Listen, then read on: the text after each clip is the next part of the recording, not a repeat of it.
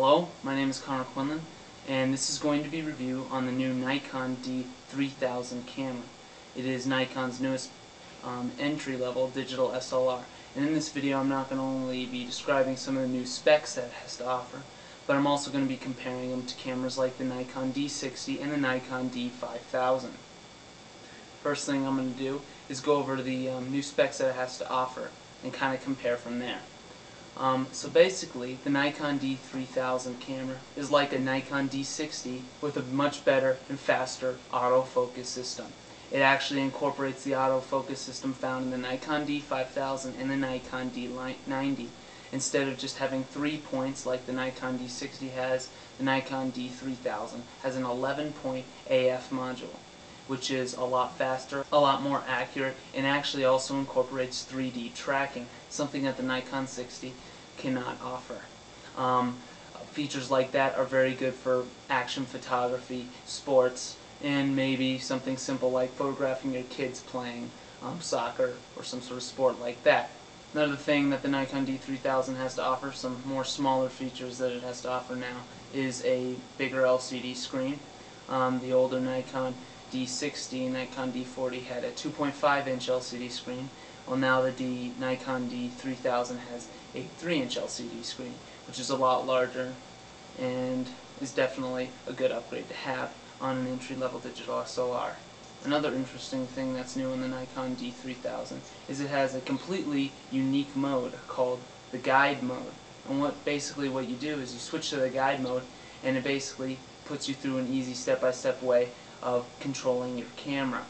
So now instead of just having an auto mode, you also have a guide mode, which will guide you through all the controls in the camera, which is definitely useful for those of you who would be moving up from a compact camera to a camera like that. Now you're also probably wondering, how does the image quality pair up to the Nikon D60? Well, since they're pretty much the exact same sensor, the image quality is not that much different. The Nikon D3000 pretty much matches it in sharpness and image quality. Of course, though, the Nikon D3000 might outperform it slightly in noise control, especially at higher ISOs, since it is a newer camera.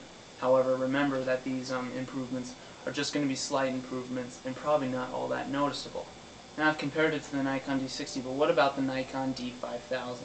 Well, basically what I'm going to do now is name the features that the Nikon D5000 has over the Nikon D3000. First of all, the Nikon D5000 has full HD video mode. It can shoot at 720p. It also has a slightly faster frame rate. The Nikon D3000 has a 3 frame per second frame rate, whereas the Nikon D5000 can shoot at 4 frames per second.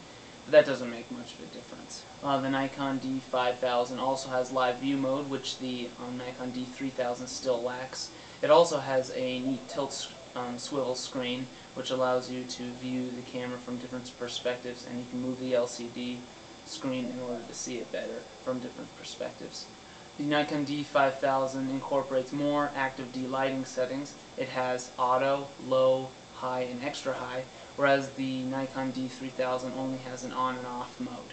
And the Nikon D5000 also incorporates chromal aberration control, which means that if you have a lens, usually at the wider angle part of a lens, you get purple fringing on the outer edges of the picture.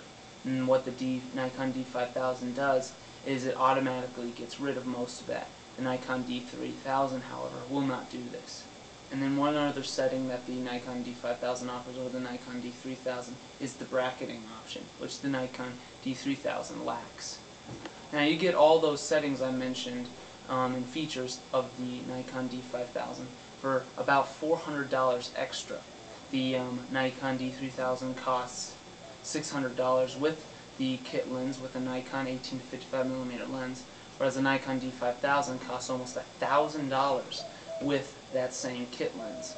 So really you should think over in your mind whether it's worth paying $400 extra for some of the features that the D5000 has over the D3000. Personally, I think that the Nikon D3000 is a much better bargain, considering that you get essentially the same things as the Nikon D5000 for $400 less in price. That's almost half the cost. Because in the end, the only real reason to get the Nikon D5000 would be for the video mode or for the tilt swivel screen. Of course, that decision is completely up to you though. And when it comes to the Nikon D60, the Nikon D3000 for me wins hands down, because the Nikon D60 brand new almost costs exactly the same as the Nikon D3000 now. For me, the Nikon D3000 definitely replaces the Nikon D40 and the D60 as the new ultimate entry-level digital SLR. And the reason it does that for me is really the new autofocus mode. The autofocus in the Nikon D40 and the D60 was alright, but it wasn't very good for anything that came to action or movement. The new AF sensor module, though, is a lot better and performs really well when it comes to sports and action photography. So that's definitely a good thing, and that's why I would recommend the new Nikon D3000 as the ultimate entry-level digital SLR.